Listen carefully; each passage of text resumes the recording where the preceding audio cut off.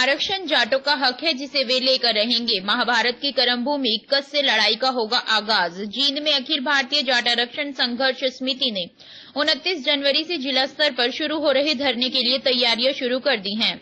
जींद में महाभारत की कर्म भूमि जहां पांडवों ने दुर्योधन का वध किया था, उसी 21 गांव की धरती पर अखिल भारतीय जाट आरक्षण संघर्ष समिति अपना धरना शुरू करेगी। धरने की तैयारियों को लेकर मंगलवार को जींद में समिति के सदस्यों की बैठक हुई और आंदोलन की रणनीति पर चर्चा की गई। पत्रकारों से बातचीत करते हुए अखिल भारतीय जाट आरक्षण संघर्ष समिति के राष्ट्रीय कार्यकारिणी के सदस्य कैप्टन रणधीर सिंह चहल ने कहा कि सरकार जाटों को आरक्षण देने के प्रति गंभीर नहीं है और इसे हल्के में ले रही है। इस बार अखिल भारतीय जाट आरक्षण संघर्ष समिति अपने आंदोलन का आगाज महाभारत की कर्म भूमि से कर रही है, जहां पांडवों ने दुर्योधन का वध किया था और अब बीजेपी सरकार के खिलाफ आर या पार की लड़ाई लड़ी जाएगी। उन्होंने कहा कि आरक्षण को लेकर सरकार बार बार कोर्ट में मामला होने का हवाला दे रही है, जबकि सरकार ने आंदोलन के दौरान जेलों में बंद लोगों को बाहर निकालने और मृतकों व घायलों के परिवारों को सहायता राशि देने का वायदा किया था, जो आरक्षण के 1 साल पूरा हो जाने के बाद भी अब तक पूरा नहीं किया गया है। जब महाभारत हुआ था, उस महाभारत के अंदर 21 दिन लड़ाई चली थी और दुर्योधन को इसी ढूंढवा के अंदर उसका नाश किया गया था। हम चाहते हैं अगर सरकार हमारी बातें नहीं मानेगी तो इसी 21 गांव की प्रणाली के अंदर से इस सरकार का सत्यानाश कर देंगे।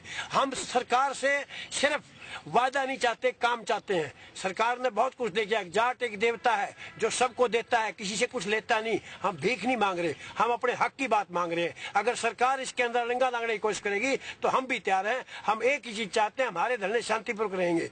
ना तो हम किसी जाति के खिलाफ हैं, ना किसी धर्म के खिलाफ हैं। हम एक ही चीज चाहते हैं कि हमारा हक हमारे को मिलना चाहिए।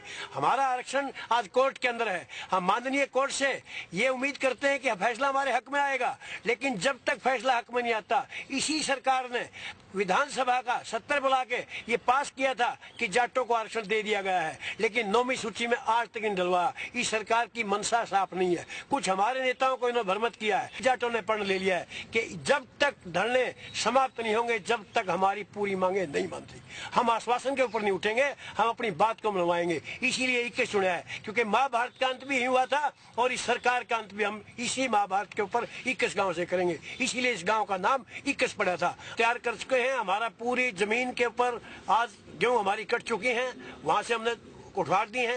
पार्किंग के लिए हमारी जगह बना दी है। टेंट हमारा लगना शुरू हो गया है और 50 एकड़ तक हमारी जमीन तैयार है। हम चाहते हैं कि धरना एक ऐतिहासिक धरना हो और जहाँ का फैसला होगा, ना इस दफा दिल्ली में फैसला होगा और ना चंडीगढ़ में फैसला होगा, इस दफा धरने के ऊपर फैसला होगा। हरियाणा के किसी भी जिले के अंदर। आने वाली 29 जनवरी से अखिल भारतीय जाट आरक्षण संघर्ष समिति के 19 जिलों में एक जगह पर धरने लगेंगे। इन धरनों के अंदर हमारा जो मांगे हैं, पिछले दौर में जो जाट आंदोलन के दौरान हरियाणा सरकार ने मुकदमे दर्ज किए, वो मुकदमे वापस लिए जाएं। जो हमारे जाट युवा जेलों में हैं वो बाहर आएं। दूसरी हमारी मांग है हरियाणा सरकार से, हमारे उस आंदोलन के अंदर जाट शहीद हुए थे, उन परिवारों से एक आदमी को सरकारी नौकरी, और जो गंभीर रूप से घायल हैं, नकारा हो चुके हैं, उनको सरकार सहायता राशि दे।